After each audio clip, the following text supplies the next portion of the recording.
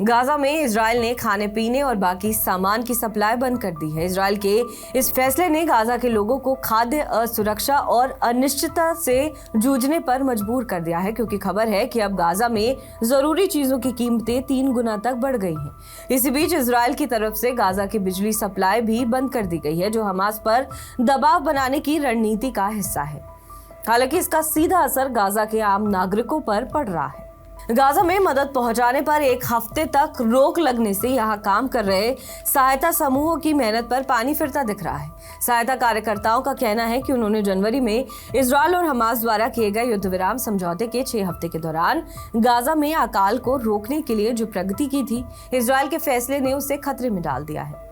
बिगड़ते हालात के बीच मानवीय सहायता हासिल करने के लिए फिलिस्तीनी लोग पूरे गाजा भर में मौजूद सहायता वितरण केंद्रों के बाहर कतार में खड़े हैं। 16 महीने से ज्यादा समय तक चले युद्ध के बाद गाजा की आबादी पूरी तरह से ट्रकों के जरिए लाए जाने वाले खाद्य पदार्थों और बाकी सहायता पर निर्भर है। लेकिन कई लोगों का कहना है कि उन्हें जो मदद मिल रही है वो उनके परिवारों को खिलाने के लिए काफी नहीं है। खान यूनिस की बुशरा अबू अकर कहती है कि पिछली बार जब हमें मदद मिली थी तब वो सिर्फ आटे का 1 बैग था और वो बैग काफी नहीं है। गाजा के 2 मिलियन लोगों को भोजन, ईंधन, दवा और बाकी सप्लाई में इजराइल द्वारा कटौती किए जाने से कीमतें आसमान छू रही हैं और मानवीय समूह सबसे कमजोर लोगों में घटते स्टॉक को बांटने की कोशिश में लगा हुआ है।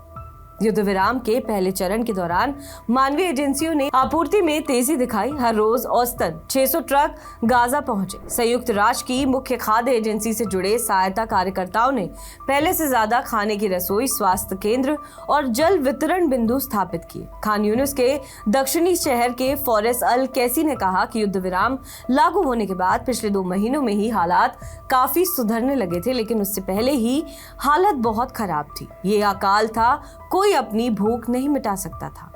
वहीं संयुक्त राष्ट्र की एजेंसी ने यह चेतावनी दी कि उसके ईंधन भंडार सिर्फ कुछ हफ्तों तक ही चलेंगे। इजराइल हमास युद्ध विराम के पहले चरण में गाजा में आतंकवादियों द्वारा बंधक बनाए गए 25 इजरायली बंधकों और 8 शवों को रिहा किया गया, जिसके बदले में इजराइल द्वारा कैद किए गए लगभग 2000 फिलिस्तीनियों को रिहा किया गया।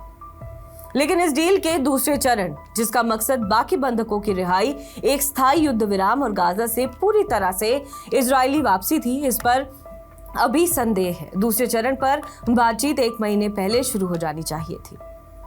इजराइल ने गाजा में युद्ध विराम के इर्द गिर्द बातचीत को आगे बढ़ाने के लिए कतर में एक प्रतिनिधिमंडल भेजने की बात कही, जबकि हमास ने युद्ध विराम के दूसरे चरण पर बातचीत शुरू करने के लिए मिस्र और कतर के मध्यस्थतों के साथ बातचीत में सकारात्मक संकेत की सूचना दी। पिछले हफ्ते से इजराइल ने हमास पर दबाव डाला है कि वो पिछले चरण के विस्तार के बदले में बाकी बंधकों में से आधे लोगों को रिहा करें और एक स्थायी युद्ध विराम पर बातचीत करने का वादा करें।